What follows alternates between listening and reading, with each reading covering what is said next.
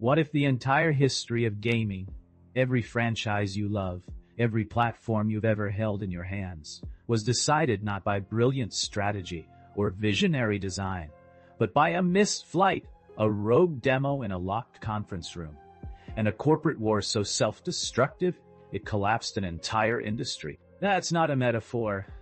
That's the documented record. And once you see how thin the margin was between the timeline we got and the one we almost had, you'll never look at gaming history the same way again. Today, we are going inside 8 moments, sourced from internal documents, court filings, first-hand accounts, and financial records, where a single decision or the absence of one permanently redirected the entire industry. Not the polished mythology you get in anniversary retrospectives, the real version. Let's start where gaming's first major catastrophe actually began, and why everything you think you know about it is probably wrong. The story of the 1983 video game crash is usually told as a morality tale about one notoriously bad game.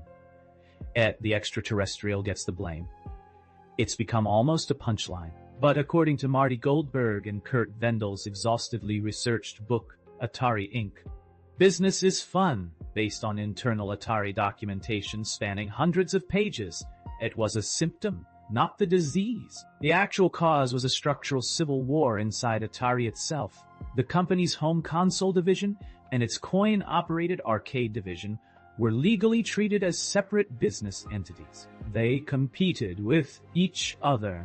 The arcade side, the one producing the most profitable games of the era, titles that players were lining up to spend quarters on, refused to license those games to the home division at reasonable rates. That meant the Atari 2600, at the exact moment it needed a compelling software library to compete with a flood of third-party cartridges from Activision and its imitators, was left hollow. The arcade hits that could have anchored consumer confidence were either unavailable or arrived degraded beyond recognition.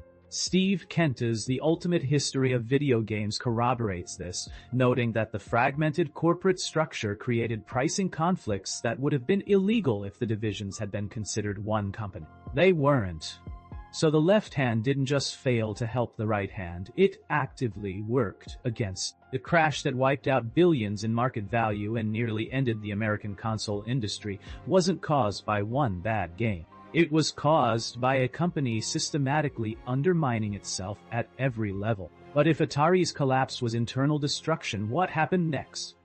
The console war of the following decade came down to a single internal memo that almost never saw daylight. By the late 1980s, Sega of America was bleeding. The Genesis hardware was technically capable, but Nintendo's grip on retail relationships, third-party developers, and consumer mindshare was near total. Sega of Japan, operating with the caution of a company that had already failed in the American market once, favored conservative positioning.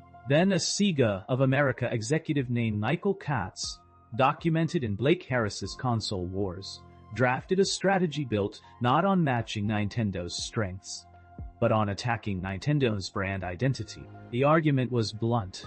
Position the Genesis as the older, more aggressive, more mature alternative. Target teenage boys specifically. Make Nintendo seem childish. The campaign that resulted? Genesis does what Nintendo was one of the most effective pieces of comparative advertising in retail history. Here is what most people don't know.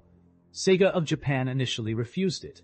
They considered the approach undignified and potentially damaging to relationships with retailers and developers. The American division implemented it anyway, operating with a degree of autonomy that bordered on insubordination. According to Harris's account and the internal documentation referenced in his research, if Tokyo had exercised its authority and killed the campaign, Sega of America's market share would almost certainly have remained in the single digits. The third-party exclusivity arrangements that defined the 16-bit era, the deals that brought Mortal Kombat, EA Sports, and Sonic to a mass audience, would never have materialized. The console war as a cultural event would not have happened.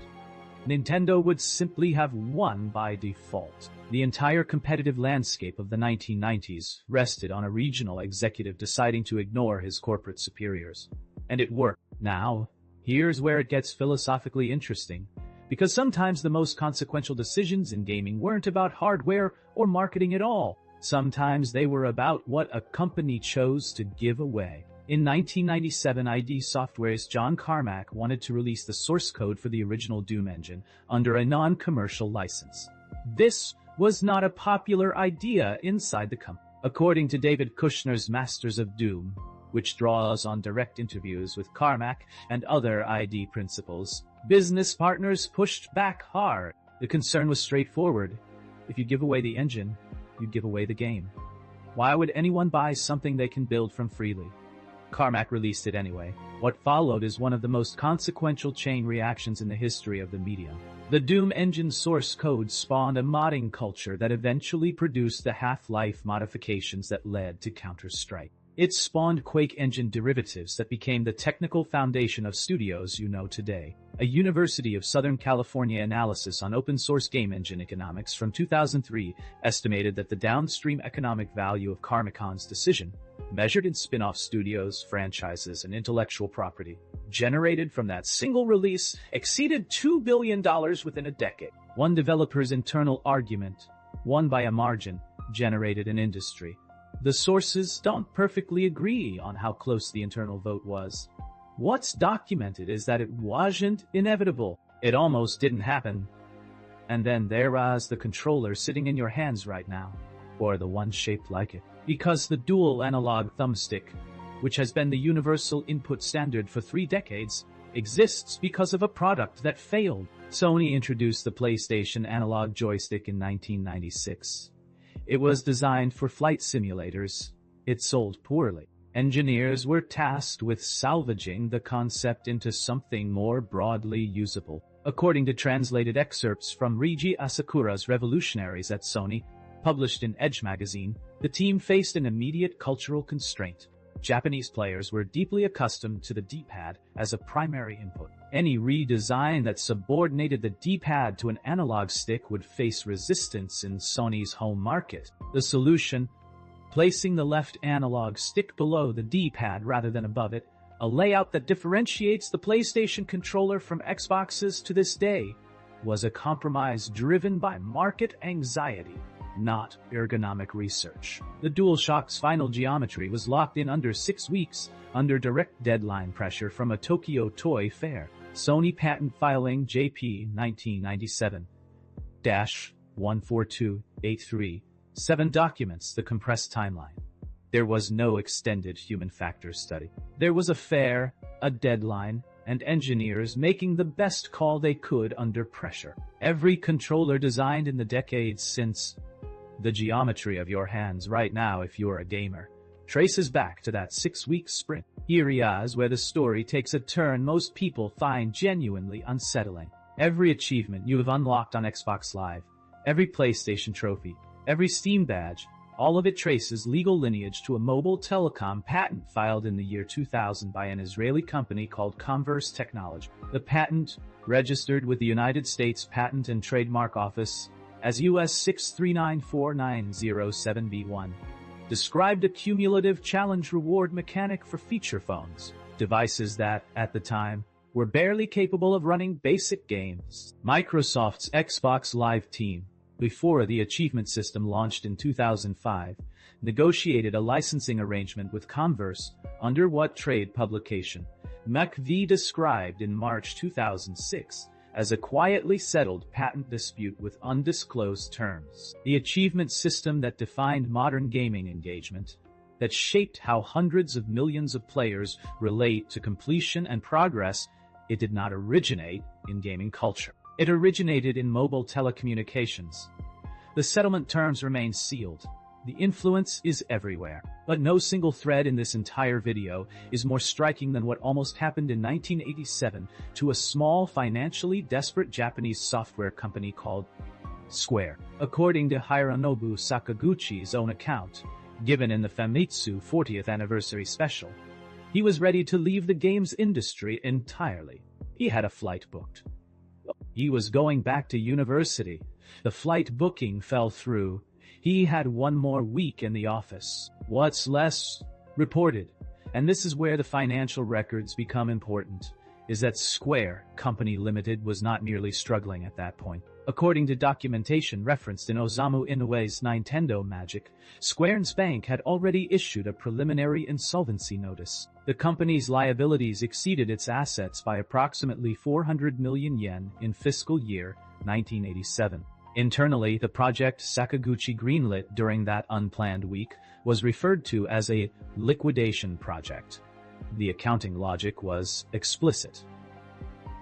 If this game failed, the company's assets would be sold to cover debts. The game was called Final Fantasy because for the people making it, it genuinely might have been the final thing they ever made. It succeeded, Square survived. But it required a missed flight, a bank insolvency notice, and 1 week's worth of changed plans. And the platform that would eventually host many Square's most iconic titles in the West, the PC gaming ecosystem itself, very nearly didn't exist in the form we know it. In late 1994, Microsoft's official strategy for PC gaming was to push an application interface called Wing, and later, support OpenGL. A group of 4 junior developers, Craig Eisler, Alex St. John, and Eric Engstrom, believed this strategy would cede the PC gaming market to DOS permanently.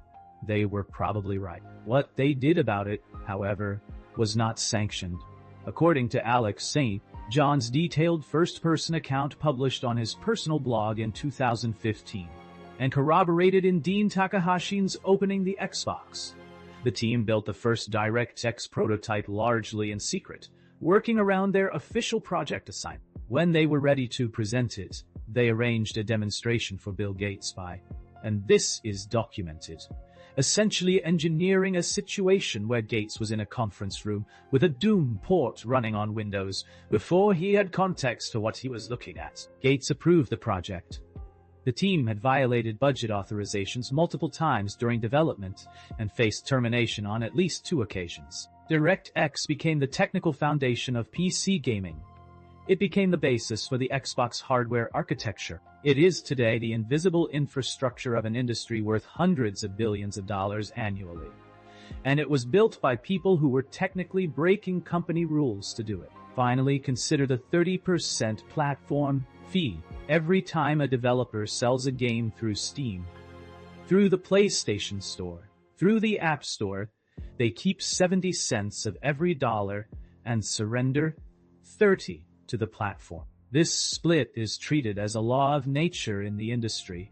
It isn't. According to Fred Vogelstein's Dogfight, when Apple's team designed the App Store's economic model in 2008, they did not build the 30% figure from economic modeling. They copied it from the physical retail world, where brick-and-mortar stores demanded approximately that margin to stock a box on a shelf. No one at the time had a better reference point, so the number transferred directly into digital commerce. A working paper from economists Avi Goldfarb and Catherine Tucker, published through the National Bureau of Economic Research in 2020, estimated the actual marginal cost of digital distribution at between 3 and 5%.